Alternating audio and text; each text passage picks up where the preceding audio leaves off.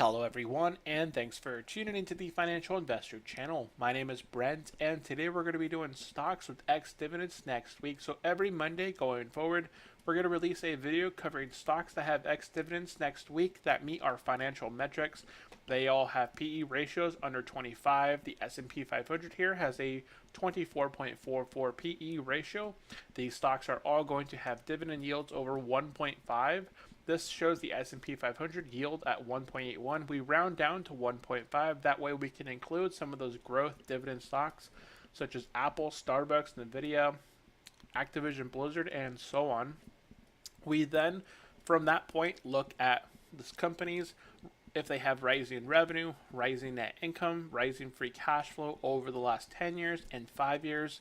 And then at that point, we normally have around 3 to 10 stocks remaining where we begin to dig a little bit deeper into their price of sales, price of book, their return on invested capital, their cash on cash return. And here we're going to look at whether the stock is trading above or below its 50-day, 200-day moving averages, where the yield's currently at in comparison to the price, and so on. So this week we have 3 stocks for you guys, and those are, let's see if I can actually grab my thingamajig here. So we have Southside Bank Shares, ticker symbol SBSI. We have Tractor Supply, ticker symbol TSCO, and Dunkin' Brands Group, ticker symbol DNKN. So how did we end up with these specific stocks? Well, let's find that out here in the video. Of course, if you are brand new to the channel, hit the subscribe button. I do make stock market, investment, and real estate related videos every single week. So hit the notification button, the little bell icon, be notified of new content. And if you do like the video, give it a thumbs up. Okay, so how did I get to these 3 stocks here? So I started first with the Dividend Advantage rating system. This is Dividend.com's way of rating a specific stock. It measures their criteria with strength, yield, attractiveness. It doesn't want a stock that's too low, say 1% or under. It doesn't want a stock that has a high yield because those are very risky, so 10% and over. It looks at dividend reliability. The payout ratio looks sustainable for the future. The uptrend, that stock's going to be able to increase their company payout ratio, or their payout for their dividend, and just the overall earnings growth over the next couple of quarters. Is this company expected to grow and continue growing within the future?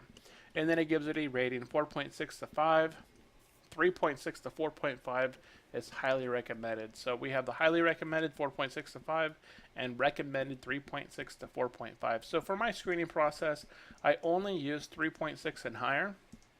So then we headed over to Dividend.com. We click on X dividend dates, enter our dates from the 19th of August until the 25th of August, so that's next week. I go ahead and just select common shares and select search. Now it's going to give me a bunch of stocks here with their ticker symbol, the company name, the DARS rating, the X dividend date, payout date, how much you would get per share for that specific stock, and whether it's qualified or unqualified, meaning that if you're trading this within a taxable account, would it be taxed as a qualified dividend? So depending on your tax bracket, you may get taxed at a 0% on your dividends or a 15% on your dividends. Or if it's an unqualified dividend or an unknown, you may get taxed at your current taxable rate. So if you're in the 25% or 22% tax bracket now, you would get that tax at 22%. So a lot of REITs, those real estate investment trusts, they're taxed at a unqualified rate. And then it shows you the stock price and the dividend yield. So what I've done here is I've went ahead and copied every single one of these all the way down to 3.6. So here, ticker symbol AIZ, Azurant Inc. was the last one. I then pasted it into our spreadsheet here. So at the beginning, I had 50 stocks. I was starting off with my process. I went ahead and sorted these from high to low as far as current dividend yields. I went ahead and said, you know what, our cutoff is 1.5 as far as stocks go as far as stocks go, that we'd want to go ahead and cut off everything at 1.5 and below, just because we want a good starting yield. $1.50 for every $100 that we have invested. It's a pretty good starting yield. So then of these specific stocks, how many of these stocks did I recognize? Well, I went through and kind of labeled each one of these. So here, there's 5 stocks that I recognize out of these 26 stocks. So that gave me a ratio of 20%. So out of all the stocks here that we're kind of screening for this week, I recognized 20% of them. So by doing this whole process, it gives me exposure every single week to stocks that I wouldn't otherwise hear on the media, on the news, from friends, from other investors on the Facebook groups. And a lot of times you're going to find some really good deals in here by doing this process. And that's what we went ahead and did. So I entered all of these stocks here into my screening process over on Y charts. And first I started off looking at, well, I already chalked them off for dividend yields over 1.5. So next I looked at current PE ratio. So Southside Bankshares had a PE ratio of 19.03. Tractor Supply had a PE ratio of 20.65. Dunkin' Brands had a PE ratio of 17.71. So these all have dropped down recently, and they're all trading well below 25, which is the S&P 500 PE ratio. Next, each individual stock I looked at had rising revenue, rising free cash flow, and rising net income over the last 10 years. So here we can see Southside Bankshares. Let's go ahead and bring in the Dividend.com information here. So starting with Southside Bankshares, this has had very good revenue, free cash flow, and net income over the last 10 years. You can see a positive uptrend. There was a bit of a tick here between 2013 and 2016. You know, the bottoming out there of the financial crisis. But as you look over here, this stock has continued to pay out dividends and has had dividend growth for the last 20 years, since back in 1998. So that means they paid through the 2000 recession, they paid through the 2008 recession, they continued paying through this recession. And this is a bank. This is one of those financial institutions that many of them, JP Morgan, Goldman Sachs, Citibank, Wells Fargo, cut their dividend. So just to check out their history here, I scroll down here on Dividend.com, and we can see here that since the stock has begun paying dividends back in 1998, which is when the stock began to have their uptrend, they have continued to pay out a healthy dividend. They even did a stock split here, continued to increase their dividend year over year. Not only that, they've had special dividend payouts where they pay out, you know, a number of cents per share here. They have 20 cents per share on top of your original dividend payment there of around 17 cents per share. So you're getting quite a bit of dividend payments. And imagine if this is trading within a Roth IRA, all of those dividend payments would be 100% tax-free and just sort of collected in here. Here they recently increased their dividend from 28 cents to now 30 cents. And they had a special payout here at the very November of 2018, and you would have got paid out that same month. So these are all qualified dividend payments. So as far as percentages go, if we want to look at this in percentages, I can go ahead and select data format. Oh, we did see it in percentages. Okay, so this has been increasing revenue 9.6% year over year for the last 10 years, 14% for their net income, and 30% for their free cash flow. If we just look at it in original data format, here we can see that this is a company here within their million. They're trading at 61. Their net income is 61 million, free cash flow 102 million, and their revenue is at nearly 200 million. So they're a very healthy looking company here. And let's go ahead and take a look at their current price and yield for the year. Are they trading above or below as far as yield goes to price? So here, their current yield is at 3.43 due to them increasing their payout here recently. So this spec right here would actually be way up here. So right now, yield is trading above price, which is really healthy here. We've had a nice uptick ever since May of 2018. The stock has been kind of trending up very nicely. It does have sporadic movements up and down, but overall it does tend to trade positively here. And over the last 10 years here, you can see the stock price didn't quite dip here back in 2008, 2009. It quickly recovered and has been trending sideways for the most part up until 2013 when they began to get out of that financial bug, and have been increasing ever since. So you can see 2016, they did do a bit of a dip here. So that would be something interesting to check out. That was actually their highest yield point, breaking 4% there at that point. You're not quite buying it. Let's see, 3.43. So that's right over here. You're not quite buying it at the highest yield that it's ever been, but it's one of the highest points. You can see here, for the most part, it doesn't quite touch 3.6 too often.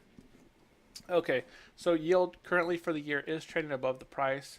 Now let's take a look at the price in comparison to the 200-day and 50-day moving averages. And here we can see that currently the price here is $35.03. It is trading above both the 50-day and 200-day moving averages. If you had bought this here on that dip in May near the $32 point, that would have been breaking well below the 50-day and 200-day moving average. But this stock, it is a little bit of a roller coaster here. So buying it when it breaks below, it seems like the best opportunity, but at the same time, it does happen here quite often. You can see a number of the times here where you could have averaged into the stock and been pretty positive. They're kind of going forward. Plus, you're collecting a very healthy dividend yield, and you have no, as far as pullbacks, cuts, 50% dividend cuts or such, they're pretty healthy as far as reliability there and growth, and they have a healthy payout ratio. Okay, so we've looked at the price, the dividend yield, the 200-day, 50-day. Let's look at the price to book and price to sales. Price to book for any financial institution should be around 1.5. So here, 1.6 is healthy, and a price of sales here at 5.7. It's been about that. Point here for about the last 2 years, give or take. Since back in 2017, January, the stock has traded sideways here as far as price to sales. So price has been growing. Here we'll bring in their price. Okay, so price has actually stayed about flat. Their sales have stayed about flat, and this is actually pretty even right now. So that's pretty. That looks about not average, but at a can't think of the word right now. So it's price to book, price to sales. They do look, boy, I cannot think of it. Okay, let's look at the return on invested capital. So some investors, they like to look at some of the growth stocks with a return on invested capital of around 10%. Here, this company has a return on invested capital. So when you invest money with them, what's their return with your invested money? This one stays about an average of around 4%. It's currently at 3.46. This could be due to just current times with loans right now, the financial stuff. A lot of people aren't going out there and getting loans right now. So this could be driving the return on invested capital a little bit low just because people aren't going out there to get approved for loans. They're not pulling out new loans. They're not going in and getting refinanced because they got these great rates at that 3 or 4% range. They don't want to go in and refinance and get the new 5%. So that could be affecting the return on invested capital. They won't have any cash conversion cycle. They don't have any products themselves. Total assets and total liabilities here. These are some new ones here I added in. I actually have Yahoo. Let's take a look. We can actually look at their earnings here. The last 4 quarters, they have missed their earnings. Here we can see they had expected 53 cents per share. They actually hit 49. They missed it. 51 here, actually hit 41. 57 was their estimate, hit 46, and they missed here slightly. By 59 was their estimate, and 57 was their actual. So financially, financial wise, this company hasn't quite been hitting their earnings. Could be a bit of a risky stock. As you've seen, financials have been swinging even on their earnings when they beat earnings. Goldman Sachs, for example, they gave great earnings per share, great revenue, but they still fell after they announced earnings. So here, one thing I had looked at here was their balance sheet, was their total assets and total liabilities. Here we can see it right here as well. That's why I kind of want to show you guys. So total assets, they have $6.4 billion in assets. This is all in thousands. So here, billion, million, and thousands. So they have $6.4 billion in assets and $5.7 billion in liabilities, but their total net tangible assets are at $529 million. So that is, and it is growing substantially here. You can see growth from year to year, and I don't really care about quarter to quarter. Quarter to quarter can change pretty rapidly, but overall, for the most part, you can see there is some growth here from 2017 until 2018. They have been able to uptick it here, going from 530 million now as far as net tangible assets. That is all I wanted to see there for Southside Bancshares. So next one here is Tractor Supply, ticker symbol TSCO. Here, let's go ahead and bring in their price and dividend yield here for the year.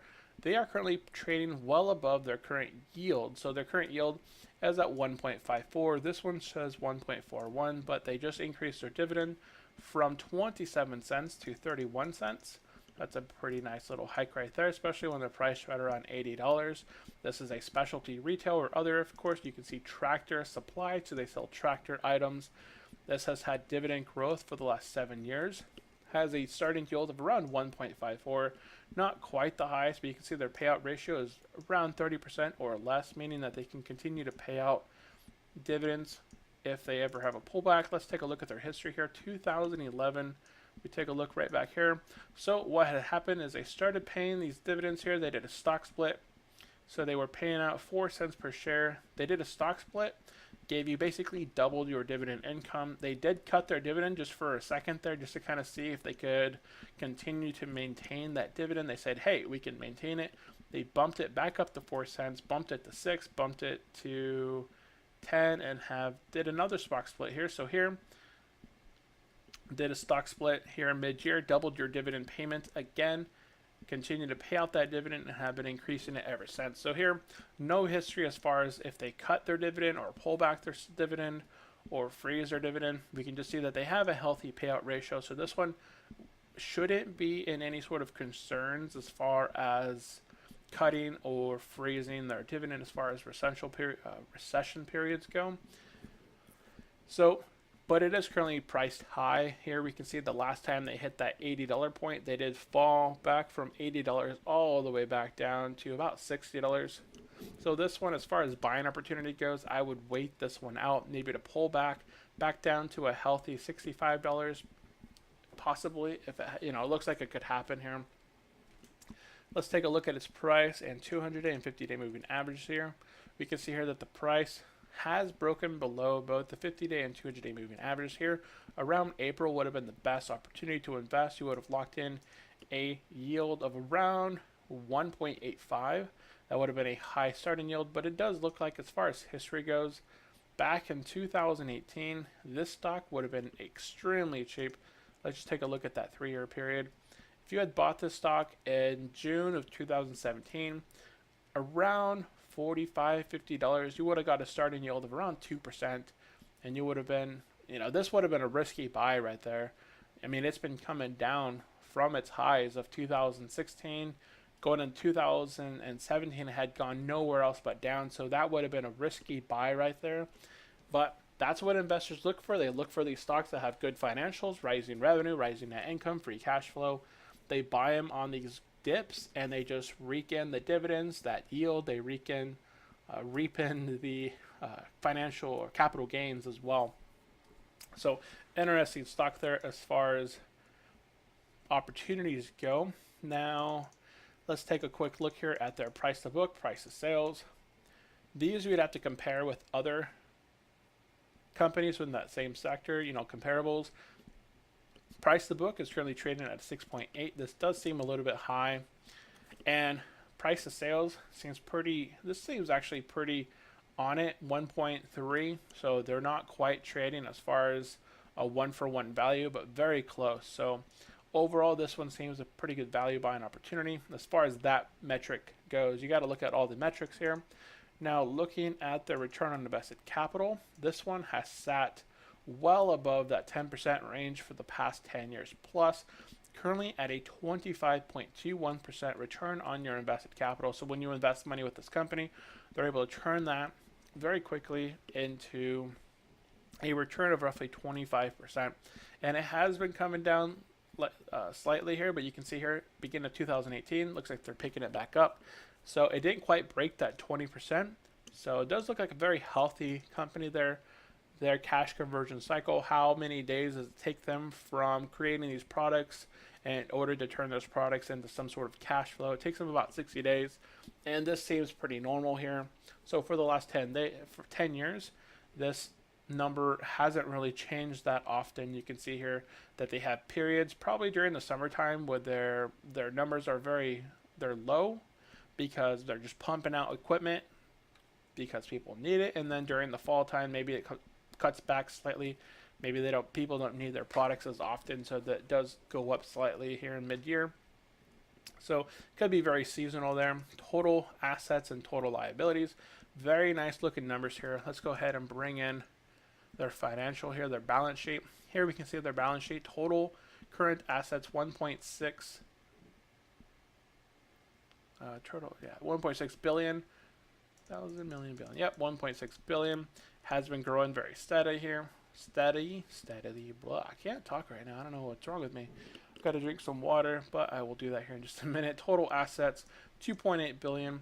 So here 2.8 billion matches up with what I have here on the charts. Total liabilities at a very low 1.4 billion. So this is almost half. This is a much better metric than Southside Bank shares here. Tractor Supply, their liabilities are only half of, nearly half of their total assets. So that's a pretty healthy ratio there. Their net tangible assets is at 1.2 billion, which is a slight decrease, looks like, from back in 2017, 2016, and 15. So let's take a look at quarterly right now, going in 2018. Have they been climbing here? So it does look like they've been climbing or keeping it consistent. 1.2 looks pretty consistent there. A little high there, 1.281. So it does look like they're continuing to increase and grow, which does look healthy there.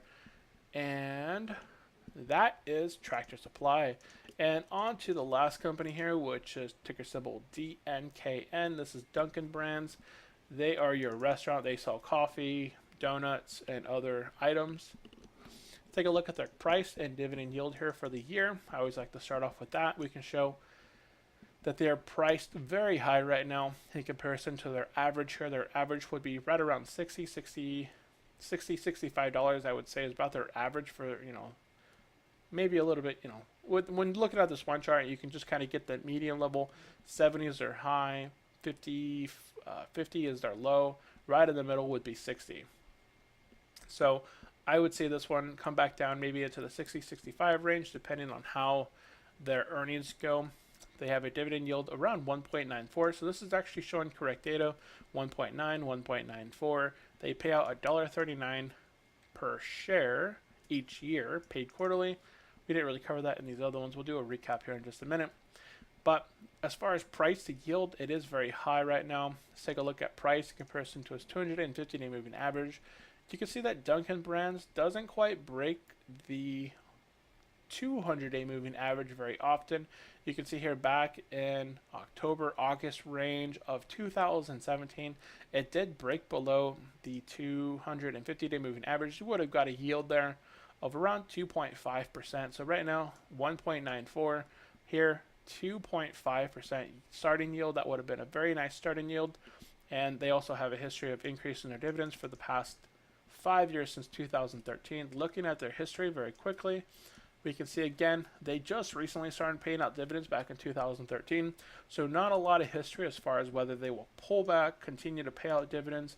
We do see that they have a payout ratio of around 50%. So if they were to lose half their earnings, they would have a payout ratio of 75-80%. So it'd still be pretty healthy as far as earnings goes. And let's see what else here. We've looked at their price, yield. Okay, let's take a look at their price of sales, price to book. This price to book is extremely high, 584. I'm not sure if that is a issue. Let's go take a look at their summary. It would be underneath their statistics. Let's just type in book. So price to book NA. So that would mean that their price to book value. The book value, let's see if we can find some more information here.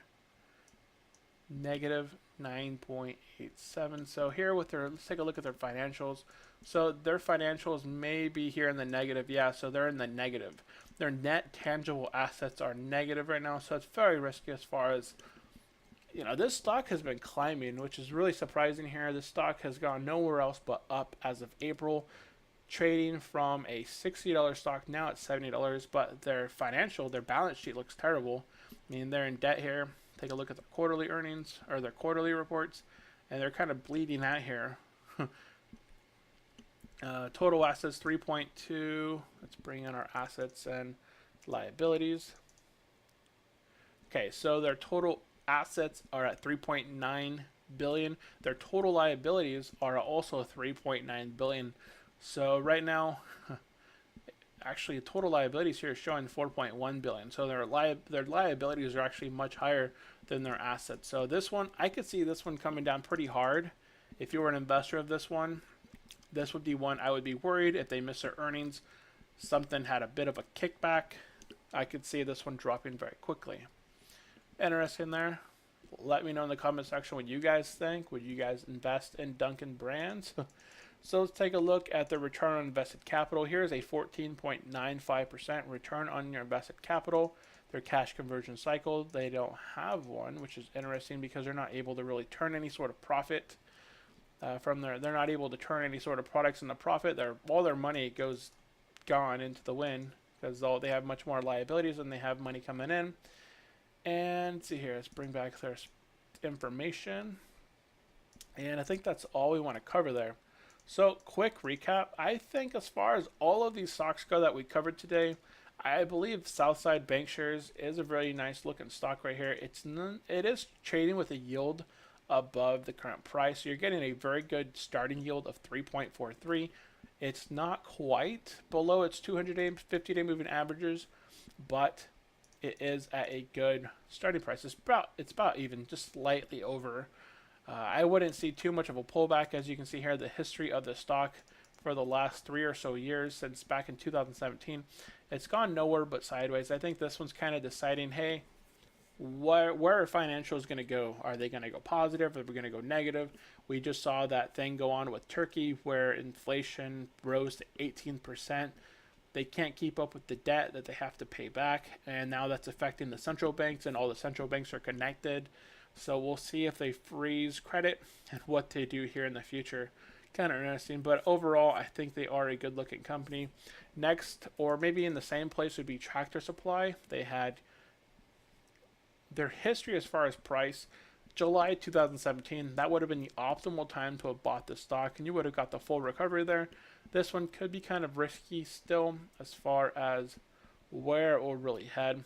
You can see here back in 2008, didn't quite get affected by the recession, but it did get hit here during that financial crisis between 14 and 16. It did get kind of hammered here, so maybe some with some debt, and they did fall again here between 2017 and have recovered out of there as of 2017. So let me know in the comment section below of these 3 stocks: Southside Bancshares, Tractor Supply, Dunkin' Brands Group, which one you would pick, and ex-dividend date. So Southside Bancshares, ticker symbol SBSI, August 22nd would be their ex-dividend date. That is next Wednesday. You would have to buy it on Tuesday or prior. You would then get paid out on September 6th. We have Tractor Supply, ticker symbol TSCO. Ex-dividend is on August 24th, which is next Friday. You would have to buy this stock on Thursday or prior, and then you would get paid out on September 11th. And then we have Dunkin' Brands, ticker symbol DNKN. This one is ex-dividend is on August 24th as well, which is next Friday. You'd have to buy this stock on Thursday or prior and then get paid out on September 5th. So let me know in the comment section below, did you guys enjoy this video? Going into their assets, their liabilities, do you agree with me that Dunkin' Donuts is probably the riskiest stock here? Southside Bancshares is probably one of the better ones as far as history goes and overall financial metrics. Let me know in the comment section below, and give the video a thumbs up if you have enjoyed it. Thank you guys for tuning in, and of course, as a quick disclaimer, I am not a financial advisor or tax professional. The information provided is my opinion for entertainment and fun. This is not investment advice. This is just me as a financial investor looking for stocks that have ex-dividend dates coming up next week. Could be potential buying opportunities. That's all for you guys to decide. Take a little bit further investigation into these stocks, and let me know if you do decide to look at any just a little bit further, or if you have any that you are currently buying coming up. Thank you guys for tuning in. I will see you next time. Have a great day. Bye.